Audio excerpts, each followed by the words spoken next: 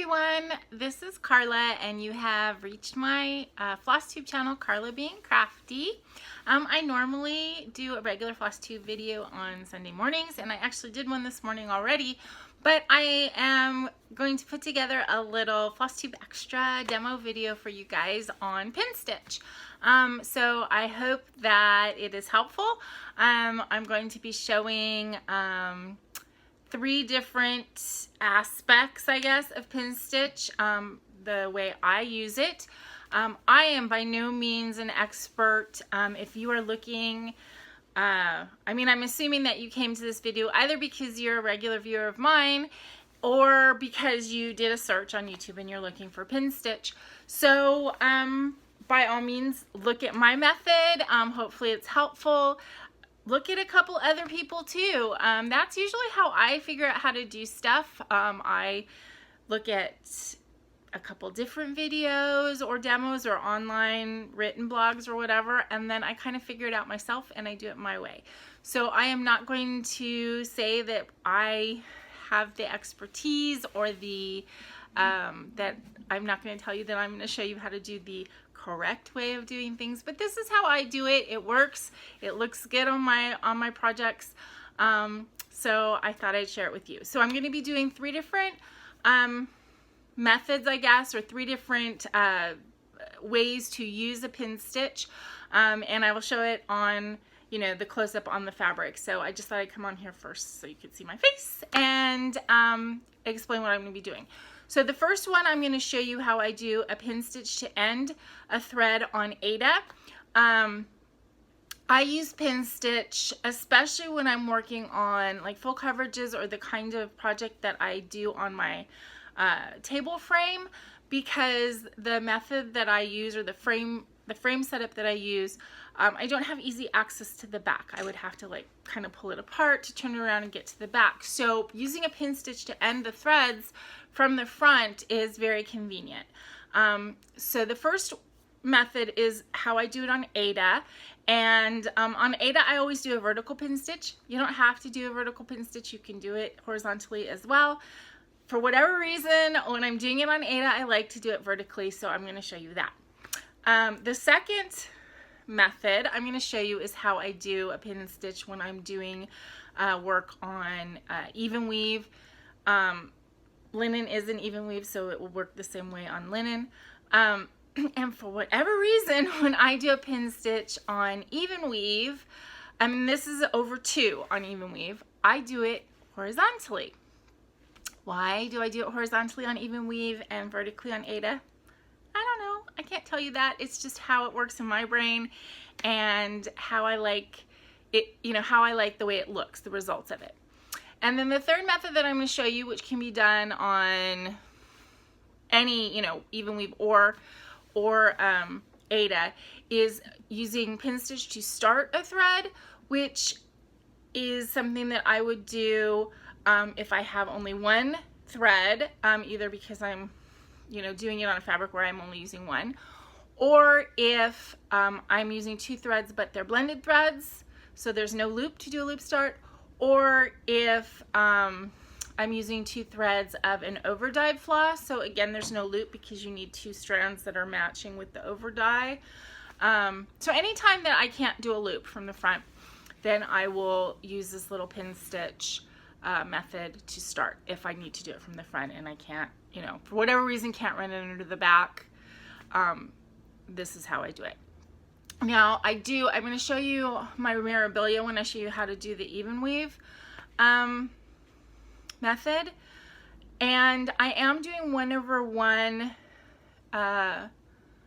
for the skin on my memorabilia, and I just, as a caveat, I still use the pin stitch method that I'm going to show you to start the thread, but when I'm ending the 1/1, I do it in a 2/1 or 2/2 section, or yeah.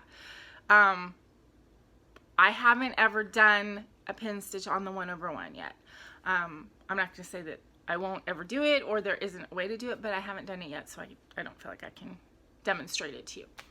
So that's basically what you're going to see in this video, and I will sign off on this little segment, set up my setup so you can see my fabric, and do the demo, and then I may come back at the end to sign off. So I hope you enjoy the video, and I'll be back in a second for you. Okay. Okay, I have you guys kind of zoomed in on my lavender roses piece that if you watch my channel, you've seen it a bunch of times. This is a Aida by Carrie Hawks. And so I have a green thread, my hand is holding it here behind the fabric so you can't see it at the moment. That's getting a little short, so instead of parking it, I'm going to go ahead and do a pin stitch to end the thread. So you can see on this that there's a pin stitch right there, a black pin stitch. So as I said, when I'm working on Aida, I always choose a vertical section. So on Aida, you can see that like this is the vertical threads are the ones that are on top, and then next to it the horizontal are on top, and then the vertical are on top, and then the horizontal are on top. That's just the nature of Aida. Sorry, I hit the camera.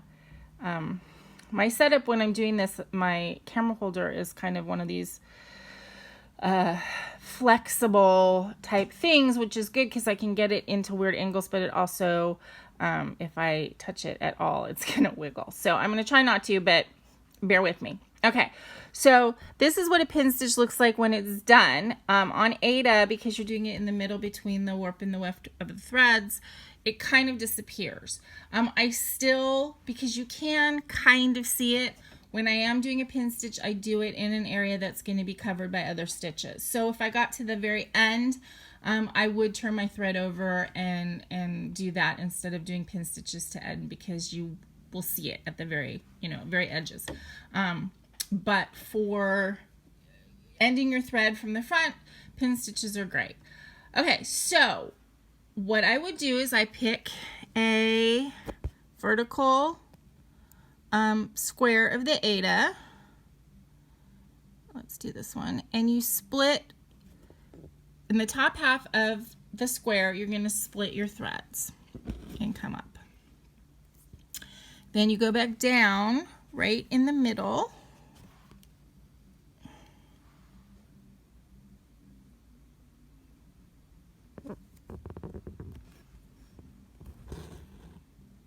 Okay, and then on the same square, you come up in the bottom, splitting your threads.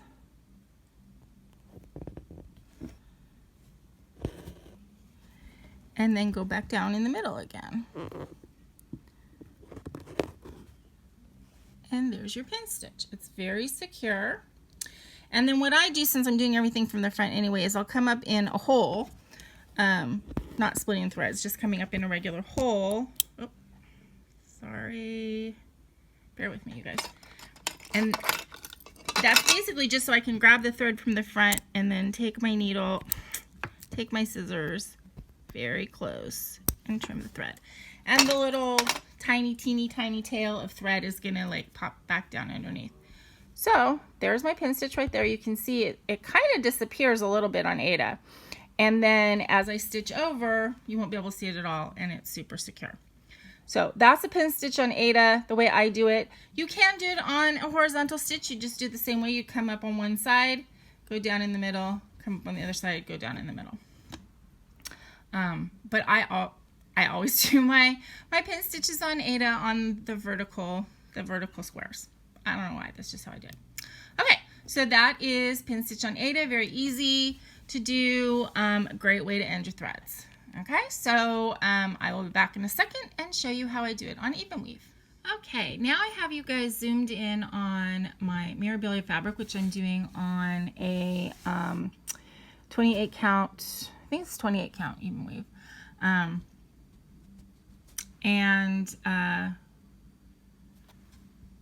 I just put in a couple stitches here as for demonstration purposes, so I can show you how I would do a pin stitch to end. Okay, so let's say I'm finished with my thread here and I need to end, and all of this area is going to be stitched. I would say, like, if you're gonna if you're doing a pin stitch on a really dark thread, you kind of want to put it underneath where other dark threads are going to be. In other words, I wouldn't do a black pin stitch where I'm going to stitch over it in white, because unlike with the Aida, these pin stitches don't sink into the fabric. They're just going to be hidden because you're going to be stitching over them. So once you have, you know, when you're going over 2 on even weave, right? If you were doing a stitch right here, it would go there, right, and go in right there. Okay?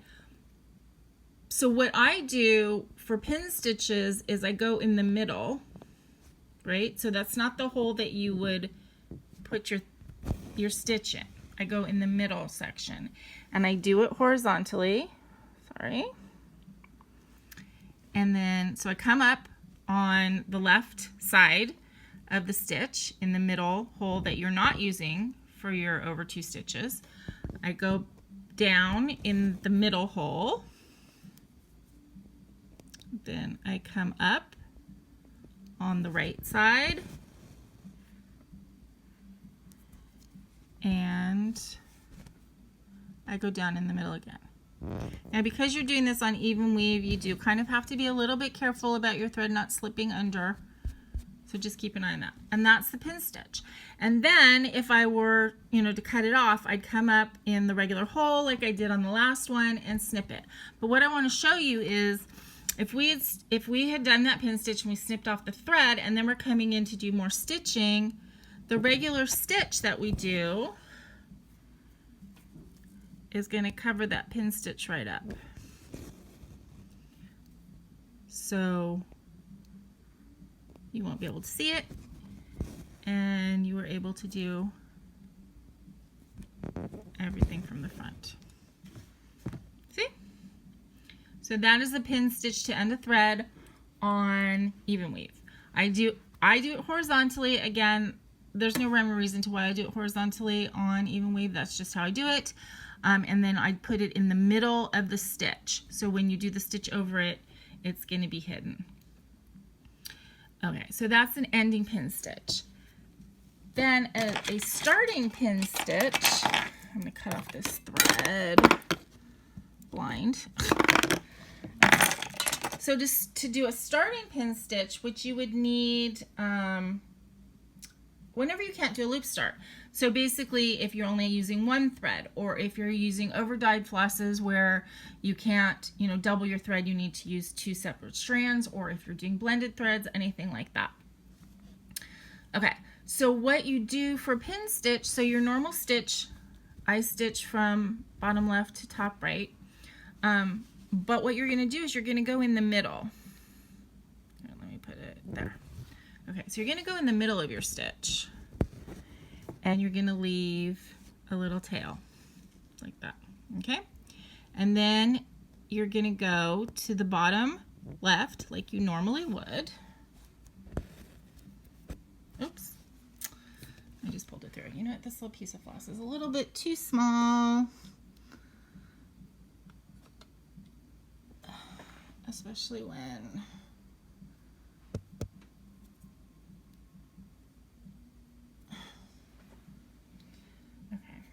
okay. This new piece of floss I got is not any longer, but it's red, so it might make it easier to see. I'm just pulling scraps out of my little orc container here. Okay, so you're going to go in from the front in what would be the middle of your stitch and leave a tail. You come up the normal place.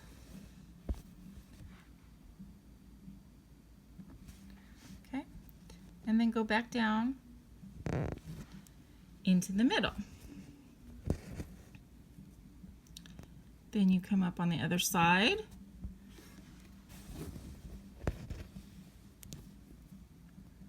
Go back down into the middle. And that's what creates the first leg of your stitch, okay? We're going to clip this off.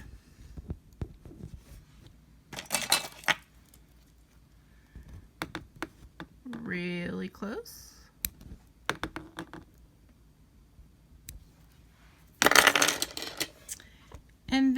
then you complete the second leg of your stitch. And effectively what you're doing is you're crossing over that middle point so you don't see where it came up, and that's your first stitch, but it's all locked in. And that is a starting pin stitch.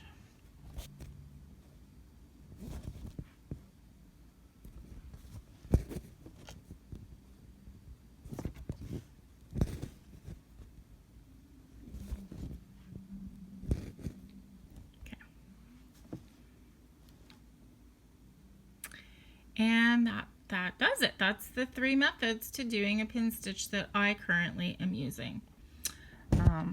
I'll be right back to close out. Okay, there you go. There's my pin stitch demo. I know that my camera was a little bit shaky. I hope that didn't make you guys sick and that you were able to see everything clearly. My setup is not always ideal, but hopefully you got a really good idea of how to do pin stitch. It's not hard at all, and it is a very helpful thing to use again when you have trouble like turning your project over to get to the back. And it's also really good for like if you have some stitches that are kind of off by themselves and you don't want to travel your thread across the back for whatever reason, because it's a dark thread or just you don't like doing that. It's a good way to start your stitches, and then you can end them that way too, you know, depending on how many stitches you have to do over on the side. For me, like if I was doing 1 stitch or something that I didn't want to travel threads, 1 or 2 stitches, I would probably do a pin stitch to start it, so that there was no traveling, and then I would kind of like use the back of stitches to anchor it in. I wouldn't use a pin stitch to end in that case. But if you guys have any questions, then please just leave it in the comments below, and I'll do my best to, you know, explain in written form a little bit more. But I do encourage you to try out doing the pin stitch, either to end or start for whatever reason you need to. And it does keep your back a lot less bulky, neater if that's an issue for you. I do use the pin stitch to end anytime I'm using my frame. So on all of my full coverage, that's definitely what I do. And I use it quite frequently to start as well, both on the frame and just regular stitching, you know, depending on what I need to, what kind of thread I'm needing to start. If I'm using a Krynic or something like that, it's great to start because you're not having to drag a Krynic through other threads. So using a pin stitch works really well there. So anyway, I hope that you guys found this demo helpful. Leave me a comment below. Let me know what you thought. And if there's anything else that you think would be helpful for me to demo, if I know how to do it, I'm happy to show you guys how my methods work. So I hope you guys all have a great week and practice those pin stitches, and I will see you soon. In the meantime, remember to always be content, be kind, and be crafty. And this is Carla. Bye-bye.